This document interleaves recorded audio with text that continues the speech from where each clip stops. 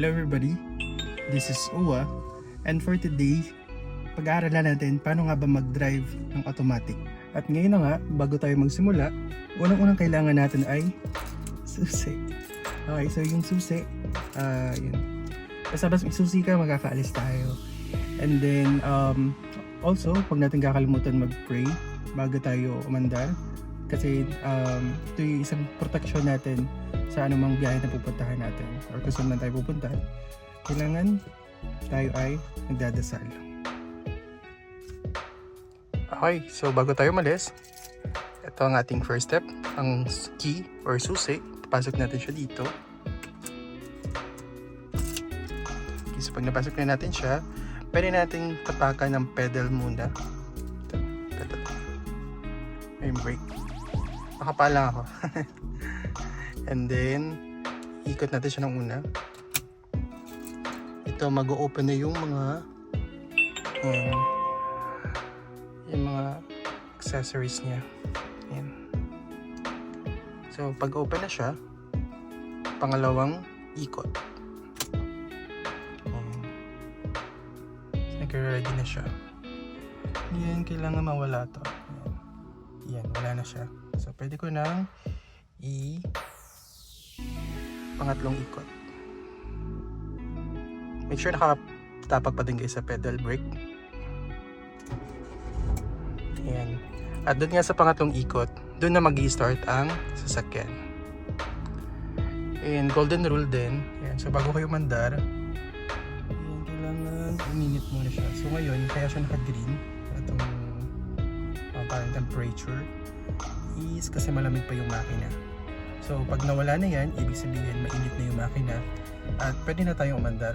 Pero ang iba kasi ay ginagawa nila is hindi biglang mabilis. So pwede mo pa rin siyang iandar pero mabagal nga lang, or kung hanggat maaari hindi ka pipindot ng gas. Accelerator natin. Ayan. Then don't forget na i-lock yung door.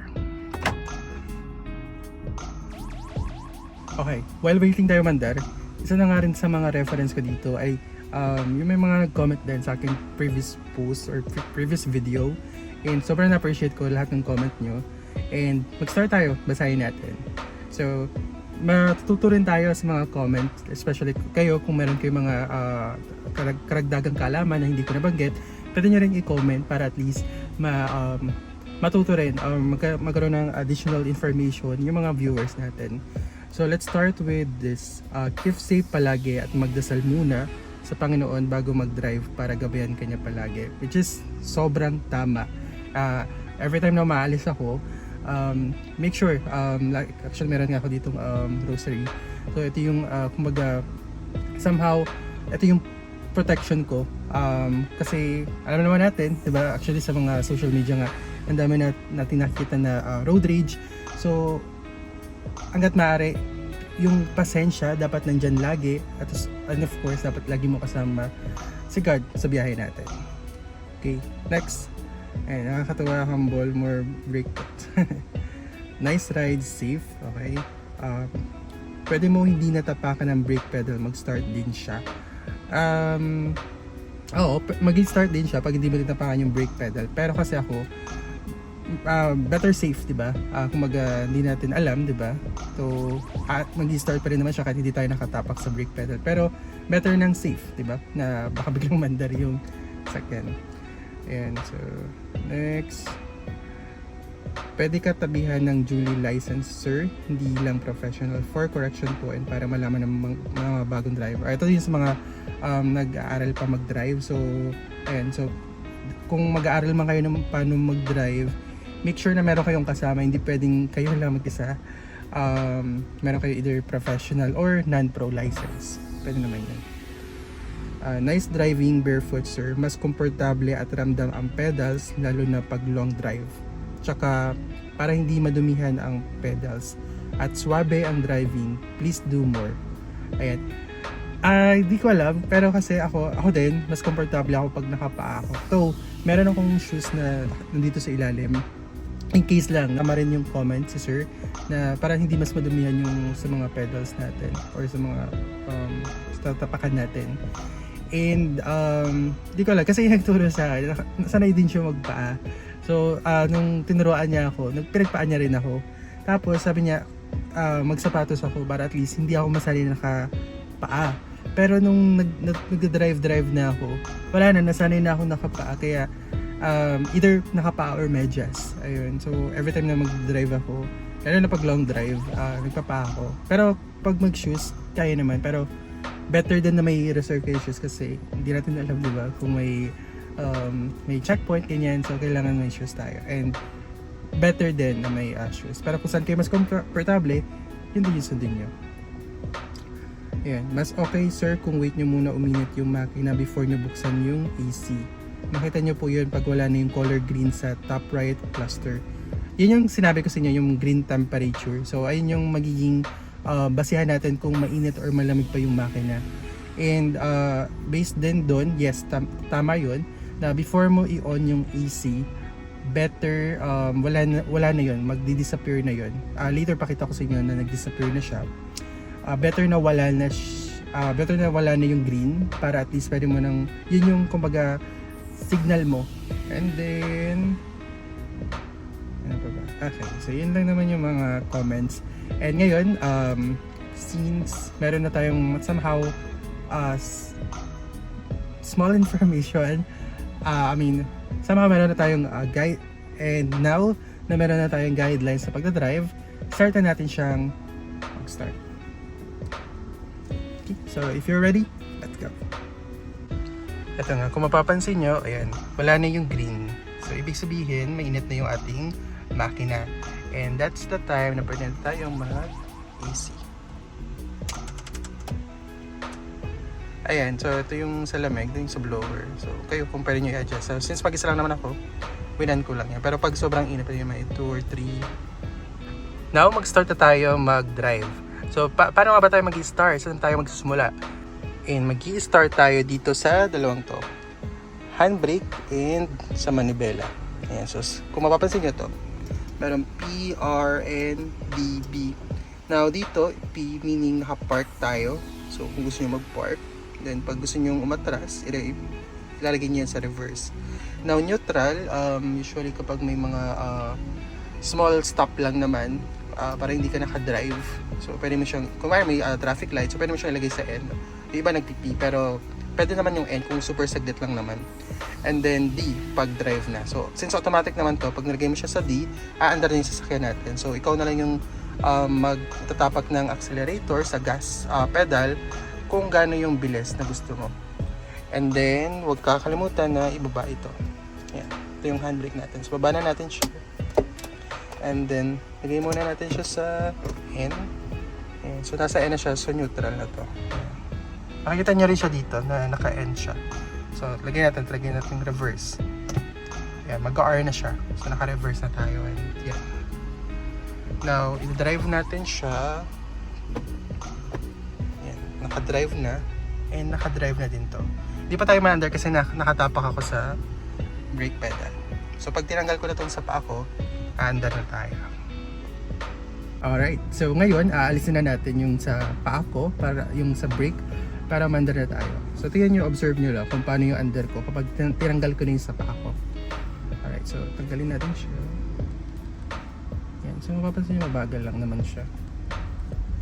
Ito yung normal na takbo niya, kung wala kang pinipindot, wala kang tinatapakan na accelerator or yung gas.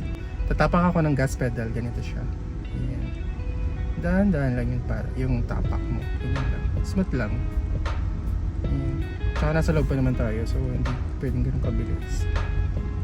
So yung bilis ng sasakyan ay nakadepende sa gaano kadiin yung tapak mo sa brake pedal.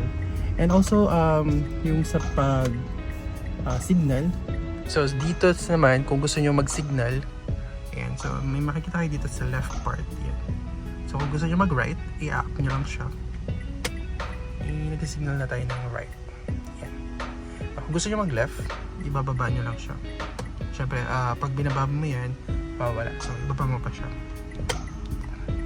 Yan. So magla-left na siya. Now, kunwari kumbaga may stop ka lang naman or kunwari may bibiling ka lang, mag-hazard ka. Ayan. Ayan, so pwede ka namang mag-hazard. Yung hazard natin dito, pindutin mo lang to. And naka-hazard ka na. Ayan. Pag gusto mo siyang alisin, tanggalin, ayan, pindutin mo lang siya ulit. And wala na siya. So kung gusto nyo mag-right, i-up nyo siya. Pero kung gusto nyo na mag-left, ibababa nyo siya. Okay? And regardless kung merong sasakyan sa likod mo or wala, mag-signal ka pa din. It's a best practice. Kasi we never know, di ba? Kasi kailangan ano rin tayo, kumbaga na mind condition na natin yung sarili natin na every time na kakaliwa tayo, kakanan tayo, magsisignal tayo. Kasi it can cause simple action na hindi mo ginawa, it can cause accident. And ayun yung kumbaga ayaw naman na lahat, ayaw naman ng lahat mangyari.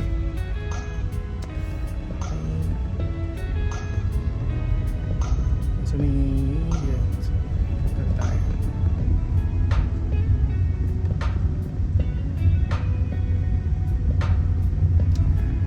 And also yung driver license, make sure na lagi kang merong driver license bago ka aalis. Actually ako nga, hindi ko na inaalis yung driver license ko dito sa sasakyan. Kaya anytime na hanapin siya, lagi siya hinahanap actually. Isa sa mga number 1 na hahanapin sa'yo in case na may checkpoint or kung ano man. So isa siya sa hahanapin. And then what else? Seatbelt. So since nasa loob pa naman ako ng subdivision, hindi pa ako nag-seatbelt. Pero ngayon, since palabas na tayo, don't forget na mag-seatbelt. Ayan. So pag ako lumabas, seatbelt tayo.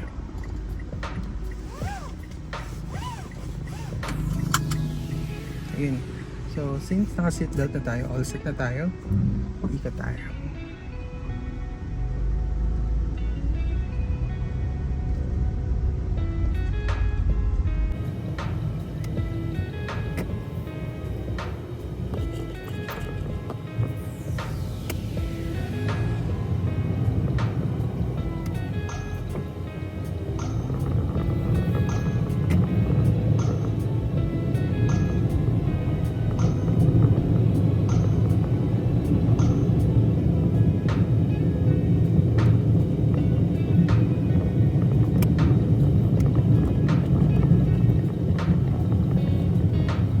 Okay, sobrang importante din maging alista tayo. So every time na mag-left tayo o mag-change lane tayo o magra-right tayo, lagi tayong titingin sa side mirror natin. Okay, side mirror ito nasa gilid, nasa labas ng sasakyan.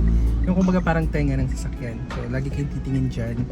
And also dito sa ano natin. So ako, since may dashcam naman ako dito sa back, so mas madali ko siya nakikita. So ayan, lagi tayong aware lang din. So,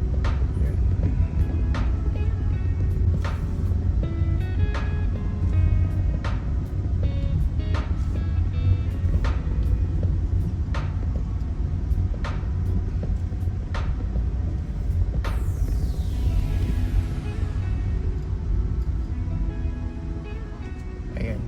So dapat pag nag-drive ka, active yung mga senses mo. Diretso lang ang tingin. Dapat nakikita mo yung mga mga possibilities na pwedeng mangyari. So sabi nga nila kapag driver dapat overthinker ka. Totoo naman, dapat overthinker ka. Na kumbaga, kunwari may e-bike kang nasa harap mo or nasa gilid mo. So if ever na kumbaga magpipip ka na or ano man, na in case na bigla siya mag-change lane dun sa harap, ikat ka niya, alam mo yung may allowance ka para pa mag-stop. At ako din pag nag-drive ako, hindi ako masyadong tumututok sa sasakyan or sa harap ko kasi at least if ever biglang pag full stop man yung sasakyan sa harap ko, at least meron akong enough space para mag-stop. Kasi kung bigla siya mag-stop at nakatutok ako, doon na magsasalpok yung sasakyan. So better na meron kang allowance, lalo na kahit sa mga motor. Para naman sa mga motor din, kung bigla sila mag-cut, at least, diba? So okay na sabihin mabagal. So umikat lang talaga tayo.